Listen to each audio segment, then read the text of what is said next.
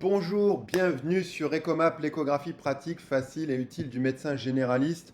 Aujourd'hui, on va parler de quoi? Aujourd'hui, on va faire un match. On va faire un match entre un petit peu on va dire mon dada, c'est l'échographie pulmonaire, vous le savez, parce que c'est une des choses qui m'apporte le plus dans ma pratique quotidienne. J'en réalise quand même 5 par jour à la volée pendant mes consultations, c'est énorme. Et c'est bien au-delà de toutes mes autres échographies.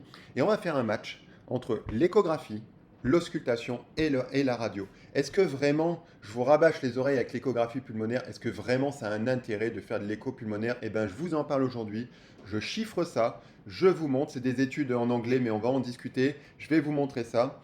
Alors, comme d'habitude, vous likez, vous vous abonnez à la chaîne, si vous aimez mes contenus, si ça vous apporte quelque chose, eh bien voilà, s'il vous plaît, mettez-moi un petit commentaire, mettez-moi un pouce, ça aide la chaîne à se faire connaître.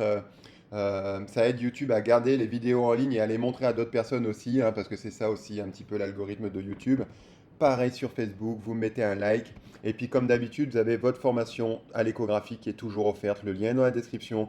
Vous êtes plus de 200 à avoir participé et à m'avoir amené des bons commentaires. Donc je vous remercie. Je vous remercie pour votre retour sur cette formation d'initiation qui reprend les bases et vous aide à pas vous mélanger les pinceaux et à comprendre ce que vous faites, à comprendre vos images, à comprendre la sémiologie de base, à comprendre le fonctionnement un peu du Doppler et de l'échographie pour devenir simplement de meilleurs échographistes et donc aider au mieux vos patients. Parce que c'est quand même ça le but, c'est quand même d'aider nos patients.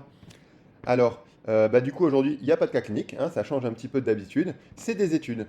Alors voilà pour la première étude, hein, tous les visuels viennent de l'excellent site Nephropocus, hein, qui parle en fait de, des urgences et de l'apport de l'échographie dans le cadre des urgences. Alors, on a pris 3 cas cliniques. On a pris l'épanchement. On a pris donc du coup cette fois-ci on va dire la pneumopathie, hein, la consolidation alvéolaire, on va dire ça, la pneumopathie, même s'il peut y avoir d'autres étiologies. Et puis le syndrome interstitiel, hein, le alvéolo-interstitiel de l'OAP. On a pris ces 3 cas simples, hein, 3 cas quand même qui peuvent être des cas d'urgence, hein, qui moi je vois en consultation régulièrement et qui nécessitent une prise en charge en urgence. Alors imaginez pour un service d'urgence ou de réanimation l'intérêt que ça peut avoir. Et on a comparé donc l'auscultation, la radio et l'échographie. On s'est dit quelles sont les performances diagnostiques. Donc la performance diagnostique, c'est un calcul entre la sensibilité et la spécificité, c'est-à-dire euh, trouver le diagnostic, mais ne pas faire de faux diagnostic. Donc on compacte tout ça dans une machine qui nous calcule en fait un test en fait de précision diagnostique. Euh, et voilà ce que ça nous donne les chiffres. Alors il y en existe plein, hein, notamment Liechtenstein a fait beaucoup pour l'échographie pulmonaire.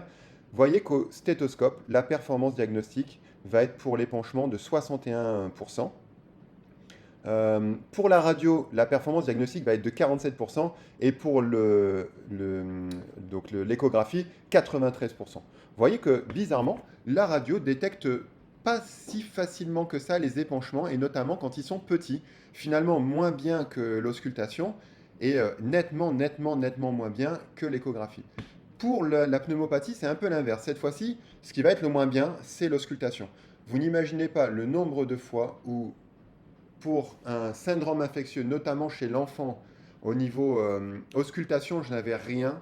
Et finalement, en échographie, j'avais déjà un début de pneumopathie. Et alors, c'est quand même hyper important de rectifier le diagnostic et surtout de rectifier la thérapeutique pour le pronostic du patient, hein, pour son évolution et son pronostic. Hein, donc, imaginez que on passe à côté de 70% des pneumopathies en auscultation. C'est immense. Hein. La radio est assez performante, mais malgré tout, vous voyez que l'échographie reste meilleure. Pour l'OAP, l'OAP, urgence quand même absolue pour nos patients. C'est essentiel de diagnostiquer les OAP. Vous voyez que vous n'aurez aucun crépitant, aucun signe, aucune asymétrie de murmure vésiculaire dans les OAP dans 50% des cas. C'est-à-dire que vous passez, si vous basez uniquement sur votre stéthoscope, vous passez à côté de la moitié des OAP. Vous diagnostiquez, vous sous-diagnostiquez vos patients. La radiographie qui n'est pas toujours disponible tout de suite, hein, moi, pour avoir une radiographie en urgence dans mon cabinet de campagne en milieu agricole, eh ben, ça peut pas se faire tout de suite. Ça peut pas se faire tout de suite. Il faut envoyer le patient dans un centre de référence où on fait de la radiographie et généralement, c'est pas dans la journée. Donc, vous voyez que on passe aussi, encore une fois, à côté des diagnostics, alors que l'échographie va vous apporter 95% de bons diagnostics, hein. Donc, l'étude suivante, euh, on va analyser cette fois-ci justement spécifiquement l'OAP. Alors c'est une étude qui a été faite dans les Pays-Bas, avec sur beaucoup plus de personnes, hein. Là, on a eu 1000 inclusions. 1000 inclusions en réanimation sur des patients qui étaient essentiellement ventilés, hein. Et on a voulu savoir un petit peu ce que donnait le stéthoscope, l'auscultation de suivi, ou ce que donnait l'échographie. Est-ce que ça avait un intérêt, du coup, de faire plutôt un coup d'échographie plutôt qu'un coup de stéto à nos patients pour leur surveillance. Donc, voilà ce que ça donne. On va passer tout de suite aux chiffres, hein. Si vous voulez, vous mettez la pause et vous lisez tout le reste, hein, il n'y a pas de souci. Donc, sur ces patients, vous remarquez que la moitié des patients, 51%, avaient une auscultation rassurante et normale. C'est énorme, ça veut dire qu'on est passé à côté de la moitié des débuts d'œdème pulmonaire dans un service de réanimation. C'est immense quand même pour le pronostic du patient et pour son suivi, hein. Donc, si maintenant on regarde un petit peu plus spécifiquement nos chiffres, les crépitants au stéthoscope, les crépitants, la sensibilité des crépitants ne va être que de 66% et les ronquis ne va être que de 47%. C'est à peine la moitié. Alors bien entendu, quand on trouve les chiffres, sinon ça ne servira à rien d'avoir notre stéthoscope, hein. Quand on trouve les signes, on a quand même une spécificité qui est correcte, hein, qui est quand même correcte. Mais par contre, on en trouve peu. C'est-à-dire qu'on passe à côté de beaucoup de choses. Ce qui va expliquer que ces chiffres, hein, de valeurs prédictives positives et de valeurs prédictives négatives, hein, donc que vous pourrez revoir un petit peu plus. C'est-à-dire que si on trouve quelque chose à l'auscultation, on est plus ou moins sûr de nous. Mais si on trouve, hein, avec une valeur négative extrêmement importante, par contre, si on trouve rien, ben, on n'est pas sûr de nous. Parce que c'est pas parce qu'on n'a rien trouvé qu'il n'y a rien. Alors maintenant, une auscultation anormale, toute cause confondue, si on fait un petit peu, si on compacte un petit peu ces chiffres, eh bien, une auscultation anormale ne va avoir une sensibilité que de 50%. Comme je vous disais, on passe à côté de la moitié des cas. Et une bonne spécificité quand même à 74%, même si c'est pas excellent, hein, quand on compare aux chiffres qu'on a vus par rapport à l'échographie tout à l'heure. Du coup, hein, vous voyez un petit peu nos chiffres de valeurs prédictives positives et négatives qui sont pas extraordinaires.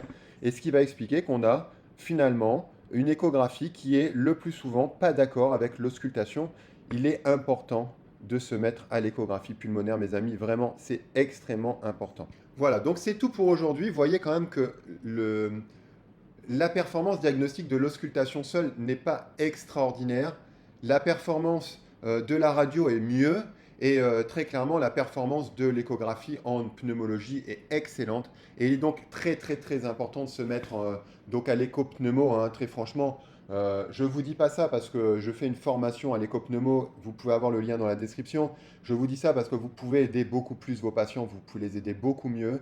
Vous pouvez augmenter vos performances diagnostiques avec un examen qui est rapide, qui est fiable, qui s'apprend vite, qui se retient très très bien. Donc c'est un bon examen. Donc s'il vous plaît, mettez-vous à l'écho-pneumo. C'est pas connu, mais c'est pas parce que c'est pas connu que c'est pas quelque chose de bien. Likez la vidéo, abonnez-vous à la chaîne, ça m'aide énormément. Je vous dis un grand merci par ailleurs déjà d'avance. Likez sur Facebook comme d'habitude. Et puis donc, la formation d'initiation est offerte. Le lien est dans la description. Il suffit de cliquer dessus et de me rejoindre. Vous êtes plus de 200 à l'avoir fait, donc vraiment merci à vous. Et puis il y a une formation si vous voulez en savoir plus sur l'échographie pulmonaire. Le lien est dans la description aussi. Formez-vous, faites cette belle formation. Elle est longue, hein, elle est longue, elle est dense. Il y a beaucoup, beaucoup d'informations, il y a beaucoup d'heures de vidéos. Mais je peux vous garantir qu'au terme de cette formation, vous serez des boss en échographie pulmonaire et vous saurez diagnostiquer sans aucun problème, quel que soit votre niveau de départ. Allez, à bientôt. Bye bye sur Ecomap.